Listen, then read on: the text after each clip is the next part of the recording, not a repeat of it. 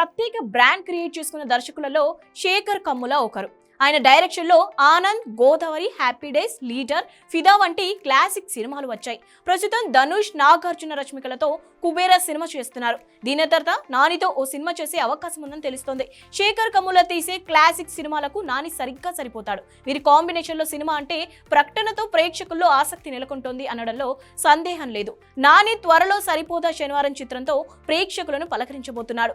దీని తర్వాత hit 3, Srikanth Odela project line లో ఉన్నాయి. అనంతరం నాని తన 34వ సినిమాని శేఖర్ కమ్ముల డైరెక్షన్ లో చేయనున్నాడని వార్తలు వస్తున్నాయి. ఇప్పటికే ఇద్దరి మధ్య కథ చర్చలు కూడా జరిగాయట. ఈ చిత్రాన్ని శ్రీ వెంకటేశ్వర సినిమాస్ నిర్మించనుందని సమాచారం. శేఖర్ కమ్ముల వరుసగా శ్రీ వెంకటేశ్వర సినిమాస్ బ్యానర్ లో సినిమాలు చేస్తున్నాడు. ఆయన గత చిత్రం లవ్ స్టోరీ ఇదే బ్యానర్ లో రూపొందింది. షూటింగ్ దశలో ఉన్న కుబేరా ఈ బ్యానర్ నిర్మిస్తోంది. ఇప్పుడు మరో సినిమాకి సిద్ధమవుతోంది. నిజానికి శేఖర్ కమ్ములతో మూడో సినిమాకి ఇప్పటికీ శ్రీ వెంకటేశ్వర సినిమాస్ ప్రకటించింది. కానీ హీరో మరియు ఇతర వివరాలను రివీల్ చేయలేదు. అయితే శ్రీ వెంకటేశ్వర సినిమాస్ బ్యానర్ లో కమ్ముల చేయనున్న మూడో సినిమాలో నానినే హీరో అని తాజాగా న్యూస్ చక్కర్లు కొడుతోంది.